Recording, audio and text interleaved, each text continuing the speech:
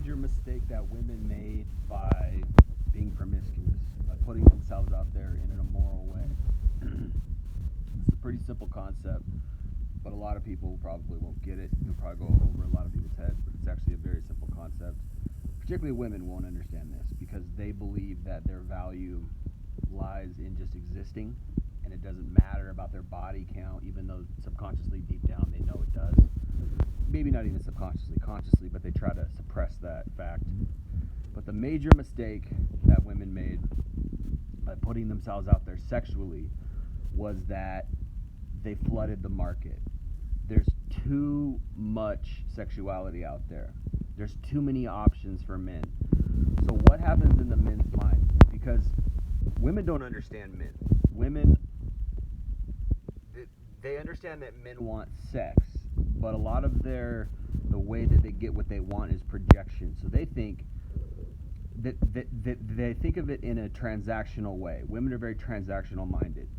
In order to get something, I got to do this. And men are too, right? I mean, humans are, right? We kind of are. But the major mistake in that is that when you think of love,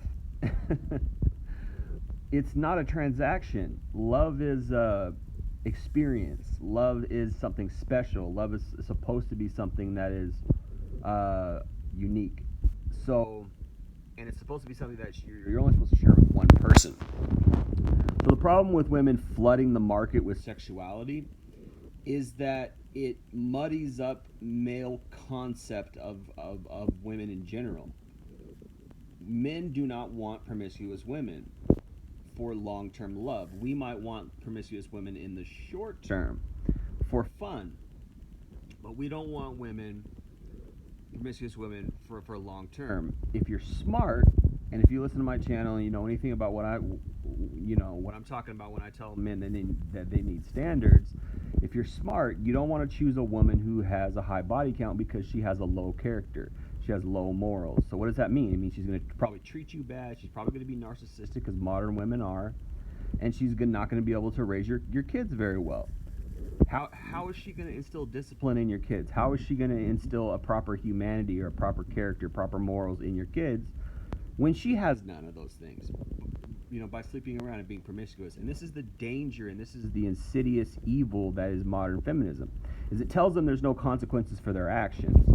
Whereas if you take the red pill, or you live in a world or a mindset, I should say, that has actual ethics, morals, and values, which probably are traditional, probably biblical based, because if you break down what feminism really is, it's just satanic, because it takes away morals and character and traditional values, which essentially is just anti-God, right?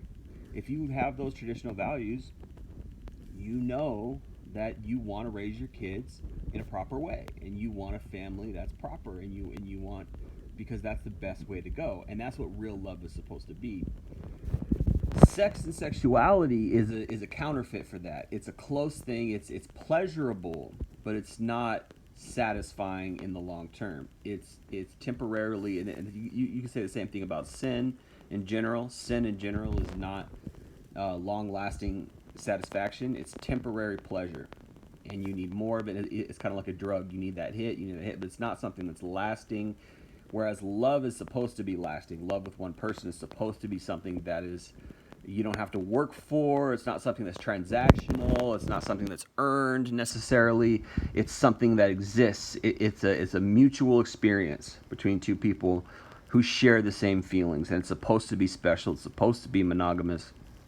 So all of that goes out the window when you add modern feminism. Second wave feminism particularly brought this in, which is the removal of accountability for promiscuity, the exit of social stigma, the exit of judgment against loose sexuality, which, again, although pleasurable in the short term, in the long term, there's massive consequences, and this is what we talk about in the red pill. So what women have done as a collective is they think, and they take this idea and they run with it, they think because men are visual, which we are, and men want to fall in love with a pretty girl, which we do, and men are very visually, physically inclined in our sexuality, which we are, they believe that all they have to do is put out the sexuality lure and the sexuality marketing, and the result of that is going to be they get everything they want. Sort of true in that they definitely get stuff from it. They get money, they get attention, they get validation, they get free drinks, free dates, free trips, free vacations. Some men pay these women's bills. Some men buy cars for these women and jewelry, etc., etc. And there is perks that way. But what they don't quite fully think through is that you can't get real love that way. And they might think that they have it. They might think that they can get it. Oh, I had my fun, but I still met my great guy, and he's Prince Charming. Woo, woo, woo. But no, probably not. He's probably not the guy you were supposed to be with. He's probably not the best guy for you. He's probably just a guy you settled with, or a guy who settled for you. He might be your best option now, but is he really the one? Is he supposed to be the guy who you were supposed to be with? And what they don't understand, modern women, is that when you go sow your wild oats, when you go have fun in the sex department, when you are promiscuous, again, short-term pleasure, very, very intense, very, very short-term satisfaction. When you go do that, you are forfeiting what could have been in a good, quality, loving relationship and marriage. And everything subsequently from that is settling, is something different, is a distortion of what could have been in many different ways. When you go have sex, you change. When you go have sex, you become jaded. You learn how to lie and manipulate, and there's something within you that dies. I believe women who are highly promiscuous are not their best selves, and same with men. I think that men who sleep around, it damages them as well. Not quite in the same way as it does women, because men are more physical, we're more visual, and women are more emotionally attached to sex, and women are more how I should say, they're more emotionally invested. They're more long-term oriented per se. So when a woman sleeps around, it's not the same thing as a man. Although again, I don't think it's good for men either. So don't get me wrong. I don't push double standards fully. There's a difference, but I don't think it's good for men either. I think it damages men as well to some degree. Not as much as it damages women. But so the problem that women, one of the biggest mistakes that they made is the cat's out the bag. Men, not only, it's not just the red pill, it's observable. Men are looking outside and they're like, hey, wait a minute, these women are putting out this sexuality. There's sexuality everywhere. Twitter, Instagram, Facebook, all the social media places. Look at all the porn out there. Look at OnlyFans, all the cam girl stuff. Look at how the women dress when I go to the mall. Look at how they dress when I go to the park, when I go to the to the beach, when I go over here, they're dressed like this. So sexuality is everywhere. So what men are starting to realize is, oh, well, what that means is that it's not. Well, first of all, it's oversaturated, right? Oversaturated. So men are like, what was supposed to be special, sex was supposed to be special in that it was shared between two people who love each other, and that went out the window. So how could a man feel special about any one woman when they're selling their sexuality to everybody? When their sexuality is for sale, when they're marketing themselves as sexual beings. And then of course the old radical feminist adage of don't objectify me, I'm not a piece of meat, as they dress like streetwalkers, right? Which is hilarious. And so you see, which is a great red pill learning experience for many men. They're like, wait a minute, these women are saying one thing and they're doing another. That's hypocrisy, right? They are acting like they want to be respected and treated like, sweet, innocent little beings when they're the opposite of that. right? And look at how they're presenting themselves. Look at how they're dressing. So men see through the double standards. Weak men will play into the feminist trope. Weak or manipulative men. I always say this: the real misogynists are the male feminists. The real misogynists are the male feminists. Why? Because they're pretending to be an ally. They're pretending, oh, I'm not like those other guys. I'm one of you, right? And so they're getting the benefits from that. And the benefits from that are, hey, I get a relationship, I get sex, and it's great. When in reality, they don't respect these women at all. So actually, ironically, when if women sat down and thought about it, and they were like, hey, wait a minute, these red pill guys are telling the truth. They're telling it like it is. They're telling it like how guys really think, how guys really feel. I'm just going to take their word for it, and I'm going to say, hey, you know what? Guys don't want me to dress like a slut. Guys don't want me to be promiscuous. Guys want me to be sweet and normal and nice and moral, and they want to wife that type of girl. This whole lie that like guys only want sex, that's an insidious lie. Guys want love. Guys want intimacy. Guys want relationships. Guys want commitment. But it's viewed as weak. It's viewed like oh, it's only the weak thing. And I don't know what you want to call that about female nature, but you do it to yourself, ladies, when you say, oh, I want romance and love, but I want it with a bad boy, which doesn't make any sense. Like normal guys, whether you're a nice guy, quote unquote, or you're a bad boy, quote unquote, normal guys are somewhere in between. Normal guys are just normal guys, and they want love. They want love. So, but women are always this extreme. They always want either the bad boy, they want the docile, nice guy later on in life. Normal guys want love. Okay, so like, now it's viewed as weak. It's like, oh, it's weak if he wants love. It's a weakness if he gives me too much attention. I got to go after the guy who ignores me because he's got more options or he's got more power. And then they turn around and oh, all guys are jerks and go. It's like, no, you're choosing the wrong kind of guys. And this has been it from the very beginning. Is that you're choosing the wrong kind of guys, and then you're complaining about those kind of guys and saying those kind of guys, all guys are like those kind of guys. No.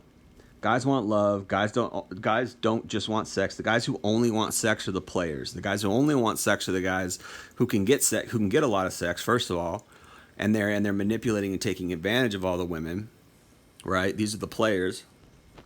And so you're taking those specific niche of guys and making a broad statement that all guys are like that, which is very much not true. And women will put you in three categories. They'll put you in the category of I want to have sex with that guy.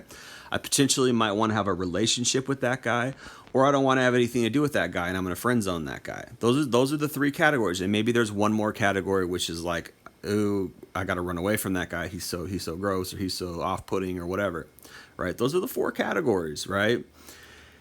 When women are younger, they often chase that first category, the bad guys, the guys they want to have sex with right away, and they'll have sex with those guys right away the first time they meet them, within minutes, if they're attracted enough, and if they're in that mode, right? The second guy is like, oh, I'm gonna make this guy wait for sex. He's got things that I want long term. He's mature. He's got an income. He's responsible. He's paying bills. He's a man in that sense that he's he's got discipline. These are all things that are unattractive. Well, I wouldn't say they're virtually unattractive to all women, but I would say when a woman is in that bad boy phase, that's boring to her. It's unattractive. It's like, okay, he's paying bill, blah, blah, blah. This guy's boring. I want the bad boy. I want the guy who's getting drunk. I want the guy who's riding a motorcycle. I want the guy who's doing crime. I want the guy. That's when they're younger. I don't know why. Don't ask me why that's so attractive, but it is. It's there's the danger element. It's excitement. Oh, we could get, he can get in trouble. Ooh, oh, is there something scary that turns them on? I don't know. And don't be that guy. Please do not be that guy just so you can get women, because you'll ruin your life. Do not be that guy. But this is this is female nature, right? So, But see, where they failed is they'll always be able to attract the weak dudes, the simps, the male feminists. They'll always be able to attract those guys, because those guys are coming at it from a weak, no standard having viewpoint, anyways. And they'll always be able to attract the bad boys, because the bad boys just want sex. The bad boys are just like, I don't give a shit about women. I just want sex. So they'll always be able to attract the bad boys until they're just totally ugly and totally burnt out or totally too old. And they'll always be able to attract the simps. The guys that they won't always be able to attract are the guys in the middle. The guys who want love. The guys who are like, hey, I'm not super bad boy. I'm not a super simp nice guy. I'm just in the middle. I'm a man. I'm normal.